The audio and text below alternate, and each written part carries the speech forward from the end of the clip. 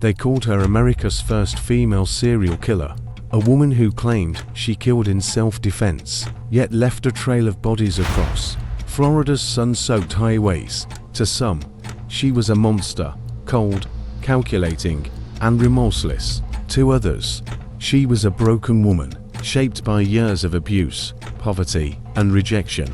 This is the chilling story of Aileen Wuornos, the hitchhiking prostitute, whose deadly encounters with men exposed the darkest corners of human desperation.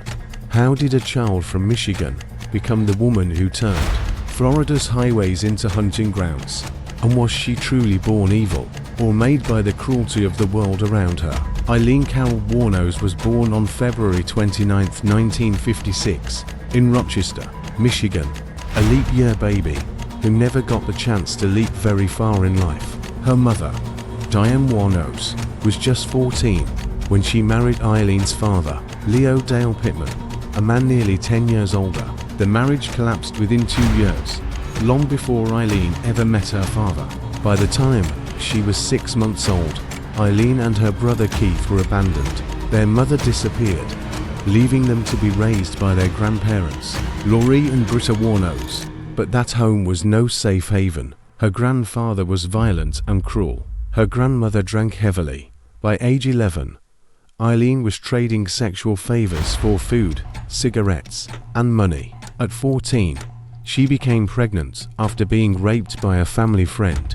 The baby was taken for adoption. Soon after, her grandmother died, and her grandfather threw her out. At just 15, Aileen was homeless, living in the woods, stealing, and hitchhiking to survive. Those years taught her one lesson she would never forget: the world had no mercy. In her late teens, she drifted south. By the 1970s, Aileen was surviving as a sex worker along highways, exposed daily to violence. She racked up arrests for theft, fraud, and robbery. She spent time in prison, and when she got out, she kept moving, always restless, always running. Then, in 1986, she met Tyria Moore, a hotel maid from Ohio.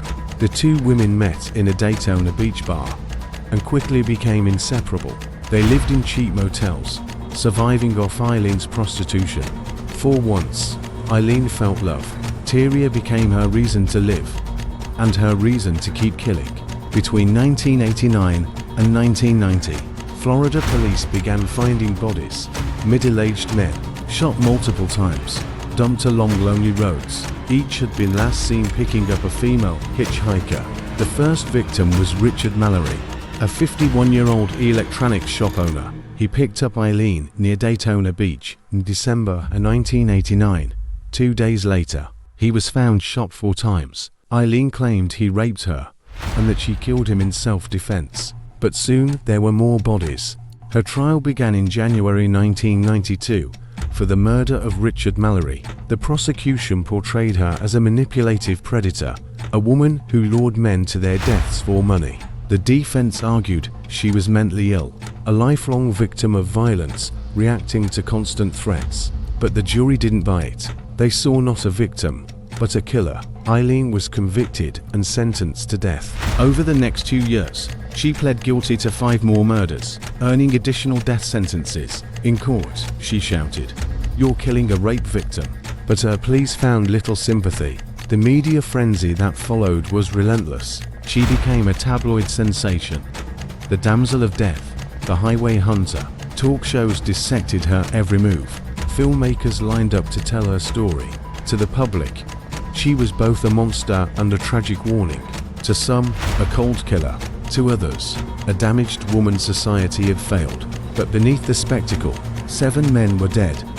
And only Aileen knew what truly happened. On Florida's death row, Aileen's mind began to unravel. She accused guards of spitting in her food, claimed they tortured her with sonic pressure. Her paranoia deepened. She spoke of government plots and alien control. Over time, her relationship with Tyria faded into silence. Aileen gave interviews that contradicted each other, sometimes claiming self-defense, other times admitting to cold-blooded murder. "I wasn't crazy," she said once. "I knew what I was doing." By 2002, She stopped fighting her sentence. "I want to get it over with," she told the court. On October 9, 2002, Aileen Wuornos was executed by lethal injection. Her final words were bizarre and haunting.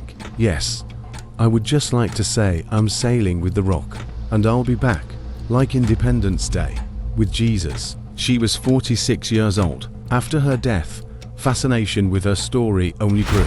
Documentaries, books, and the 2003 film Monster, starring Charlize Theron, turned Aileen into an icon of darkness. Some see her as a monster, proof that evil can wear any face. Others see a woman destroyed by abuse, neglect, and survival instincts gone wrong. Even now, questions remain. Did she really act alone? Was Tyria more involved than she let on? Could any of the murders truly have been self-defense? Or was Aileen simply beyond redemption? A woman consumed by anger, turned predator by a lifetime of pain. Aileen Wuornos' story is a tragic mirror, reflecting what happens when humanity fails one of its own. Her life was a storm long before the first trigger was ever pulled. She was both victim and predator, human and headline, and in the end, she became something more than a name in a case file.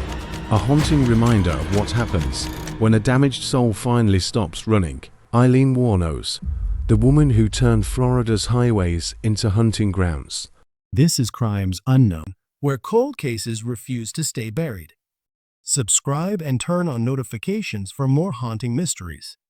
And don't forget to like the video to support real crime stories that deserve to be heard. Drop your theories in the comments.